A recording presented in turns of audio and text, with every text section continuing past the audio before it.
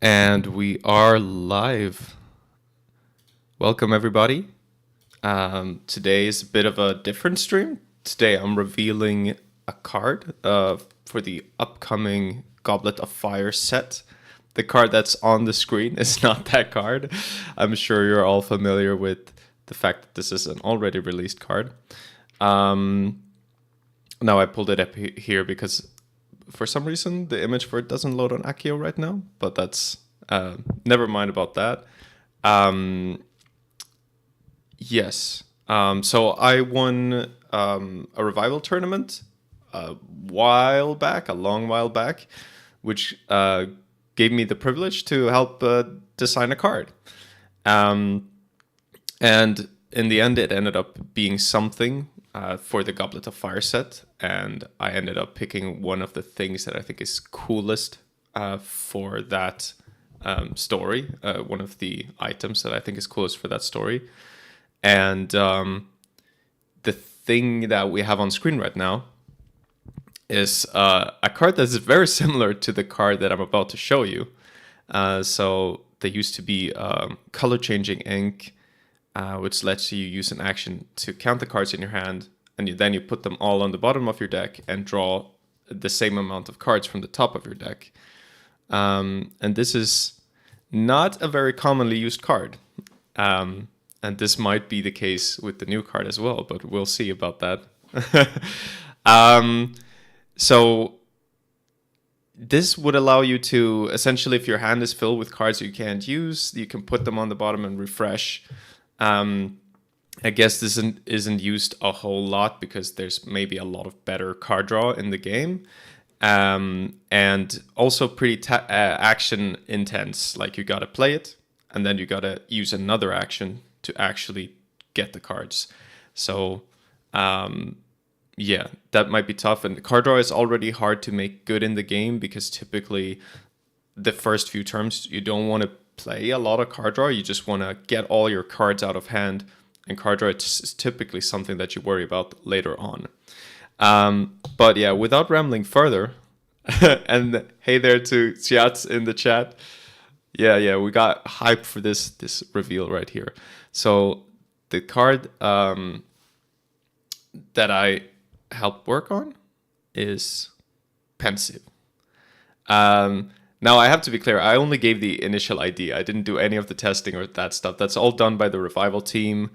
But here it is. Yeah, so Pensive is like one of the coolest things from Goblet of Fire, I think. Basically, you can put your thoughts, your memories down in this jar or plate or whatever, and they're stored there, and they're no longer taking up space in your head. And I guess that frees you to to fill that void with something else. You're less burdened by that stuff. Also, you can look at it more clearly once it is in the Pensive. So you can go to the Pensive and access your thoughts. Now, maybe not in the most structured way. I don't know how that actually works. But you can access those memories, those thoughts, maybe even look at them more clearly. And I wanted to make a card out of this. So here we have Pensive. Just like with color changing ink, it costs a 4 to play. It's an item, and it requires an action to make use of it. So all of these are downsides, but let's look at the upsides. The downside is that you have to play it and then have another action to even make use of it. But so you can use an action to put any number of cards from your hand under the Pensive instead of on the bottom of your deck, as with color changing ink. And if you do draw that many cards, then you can play cards that are under Pensive, and this is the big difference. So you don't get those cards back in your deck, meaning you're not getting any of your hit points back, but you can still play the cards that you put under the Pensive. So this creates a whole different use case, I think, because instead of being something that just puts away dead draws, this card might actually be a place or a thing that you use for card draw where you store the cards that you're getting rid of on the pensive. But while they're on the pensive, they're extremely vulnerable. If this is discarded, all of those cards go as well.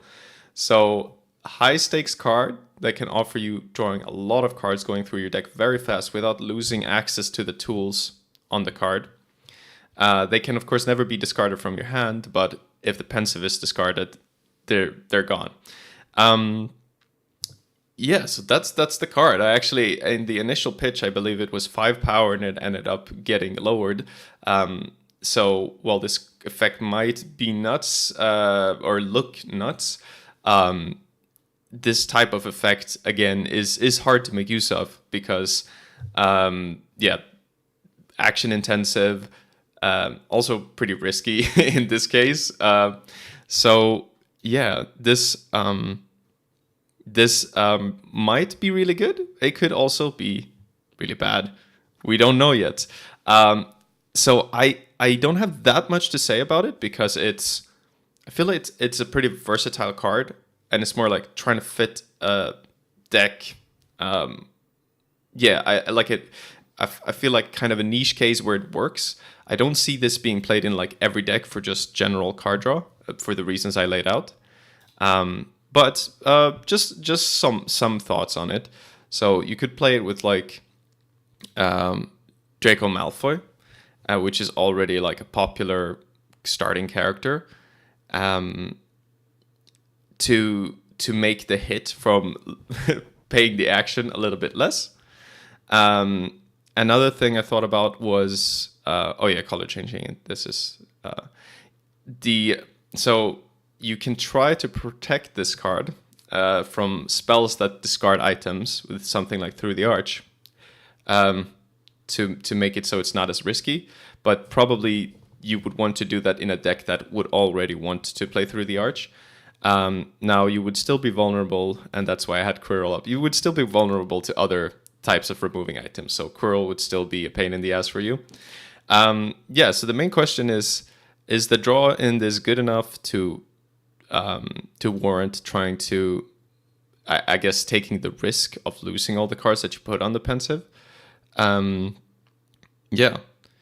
will this be insane draw? Like essentially, you could say you could have as a normal play pattern that you typically keep the cards that you draw with this in your hand, and then you typically play your cards from the pensive, and then once you want to see more cards, you put your hand under the pensive. That way, your hand is constantly filling with more cards, so that you're seeing more cards when you use the pensive.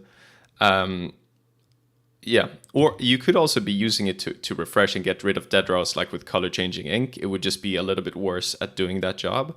So if you have a handful of lessons and you don't need to play lessons anymore, you put them all under that card and then you refresh. So this I think it's an interesting card.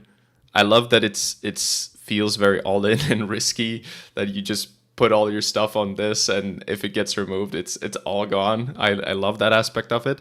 I feel like this might be playable in some kind of combo deck. Now, deboning is a card that's banned now that might otherwise be useful with something like this, where you have such good draw with the pensive that if you have something that can like disable your opponent, like deboning, then you can sort of use that until you find the pieces that you need to win the game. I would love to see someone figure out a combo deck where they can use this. And I'm kind of excited to see if this card is broken or just really bad.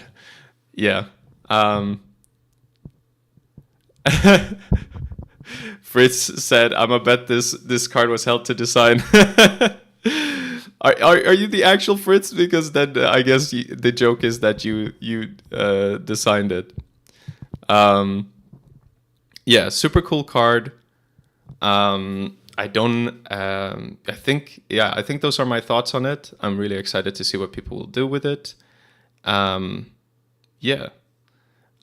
just stick around for like a minute or so in case someone has any questions or comments to respond to. Otherwise, that's going to be it. And excited to see how this goes and to see the rest of the cards in the set. I believe the set is not up yet on on Accio, but I suppose it's going to be at some point. I couldn't find the rest of the cards spoiled so far on there, so I guess it's going up a bit later. Yeah, Fritz. Okay, so I got the joke.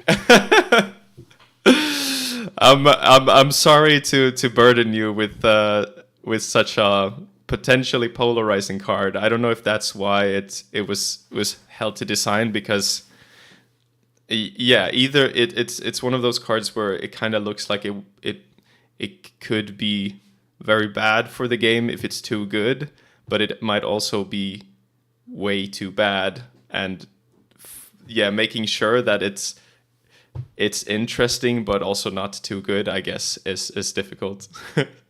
So thank you for that.